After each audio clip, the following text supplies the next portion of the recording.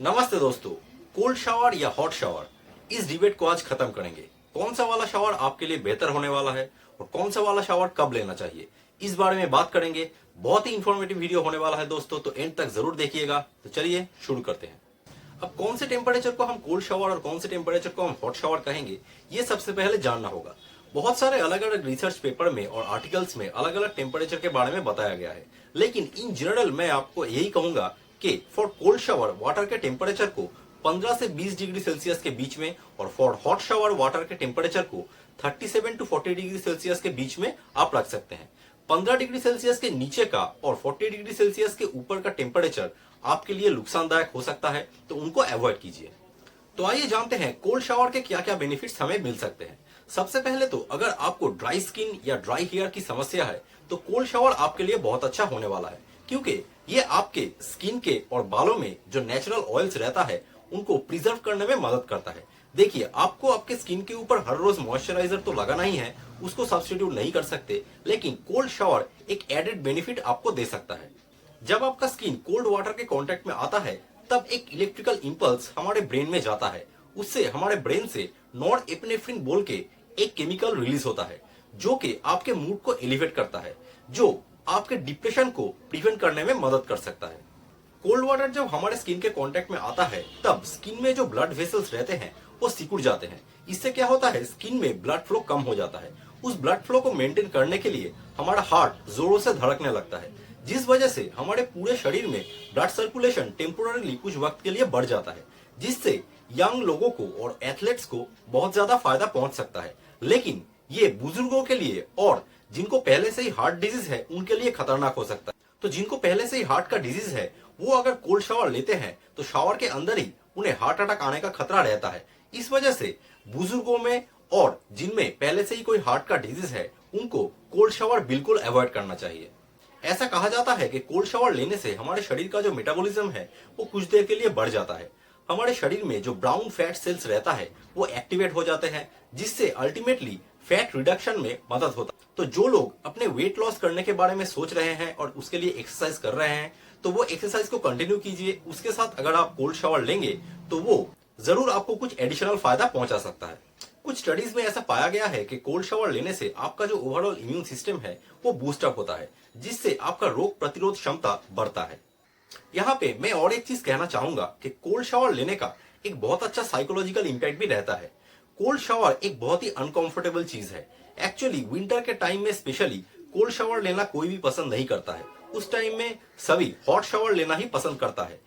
तो cold shower लेने से हम जो अनकंफर्टेबल सिचुएशन में अपने आप को डालते हैं वो अगर आप रेगुलरली करेंगे तो उससे आपका ब्रेन और आपका शरीर टफ एंड अनकंफर्टेबल सिचुएशन को कॉम्बैट करना बहुत अच्छी तरीके से सीखेगा, जो कि ऑब्वियसली आपके शरीर और आपके ब्रेन के लिए एक बहुत अच्छा ट्रेनिंग होगा। अब जान लेते हैं हॉट शावर के कुछ बेनिफिट्स के बारे में। सबसे पहले तो अगर आपको कोई क्रोनिक पेन है जैसे आर्थराइटिस, मसल स्टिफनेस इत्यादि, तो उस सिचुएशन में हॉट शावर लेना आपके लिए फायदेमंद हो सकता है। इससे आपका पेन रिड्यूस होगा और मसल रिलैक्स होगा। ऐसा कहा जाता है कि रात को सोने से पहले हॉट शावर लेने से नींद अच्छा आता है। ऐसा देखा गया है कि हॉट शावर लेने से हमारा जो स्ट्रेस लेवल है वो भी रिड्यूस होता है, और कुछ स्टडीज में ऐसा भी पाया गया है कि हॉट शावर लेने से हमारा ब्लड प्रेशर लेवल कम होता है। अब देखिए दोस्तों, हॉट शावर हो या कोल्ड शावर हो, दोनों के ही कुछ बेनिफिट्स है, कुछ नुकसान है। तो हमें क्या करना चाहिए, कुछ चीजें मैं पहले ही आपको बता देता हूँ। देखिए, अगर किसी इंसान में पहले से ही कोई हार्ट का बीमारी है यानी कोई हार्ट डिजीज पहले से ही उनमें मौजूद है तो उनको कोल्ड शावर ऑलवेज अवॉइड करना चाहिए।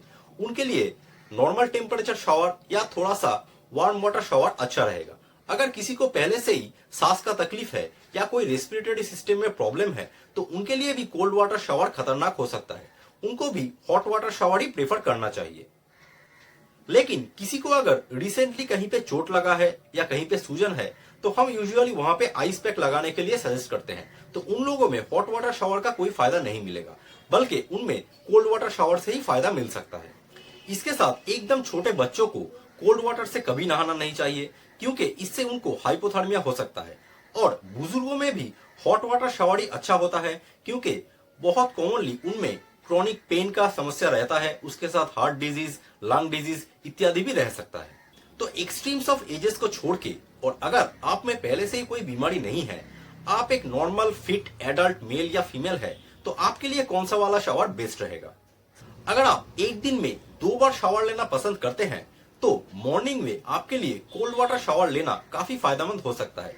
ये आपको बहुत जल्दी से अलर्ट और कॉन्शियस कर देता है और इससे आप एक हेक्टिक डे ऑफ वर्क के लिए अच्छे से प्रिपेयर हो सकते हैं। और फिर घर लौटने के बाद रात को सोने से 1 या 2 घंटे पहले अगर आप एक हॉट वाटर शावर लेते हैं, तो ये आपके पूरे बॉडी को अच्छे से रिलैक्स करेगा और आपको एक सुकून की नींद लेने में मदद करेगा।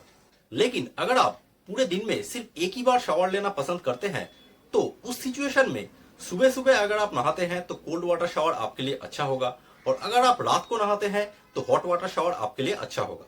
लेकिन रात को नहाने के टाइम में मैं आपको एक टिप दे सकता हूं ताकि आपको दोनों शावर का ही बेनिफिट मिले। आप पहले हॉट वाटर शावर से स्टार्ट कीजिए, धीरे धीरे वाटर के टेम्परेचर को कम करते रहिए और थोड़ी देर के लिए बीच में कोल्ड वाटर शावर लीजिए, फिर धीरे धीरे वाटर के टेम्परेचर को इंक्रीज करके लास्ट में हॉट वाटर शावर लेके फिर बंद कर दीजिए। अगर सुबह सुबह कोल्ड वाटर शावर लेने में आपको इनिशियली तकलीफ होता है, तो उसको एडजस्ट करने के लिए भी आप ऐसा ही कुछ कर सकते हैं। जैसे सुबह कोल्ड वाटर शावर के तकलीफ को मिटाने के लिए आप इनिशियली हॉट वाटर शावर से स्टार्ट कीजिए, धीरे धीरे टेम्परेचर को कम करते रहिए और फिर आखिर में कोल्ड वाटर शावर लीजिए। और हर रोज हॉट वाटर शावर के ड्यूरेशन को थोड़ा थोड़ा करके घटाइए और कोल्ड वाटर शावर के ड्यूरेशन को थोड़ा थोड़ा करके इंक्रीज कीजिए। जब ऐसा एक वक्त आएगा, आप जब पूरी तरीके से इससे एडजस्ट हो चुके होंगे, तब हॉट वाटर शावर को पूरी तरीके से बंद कर दीजिए और पहले से ही कोल्ड वाटर शावर लेना स्टार्ट कर दीजिए।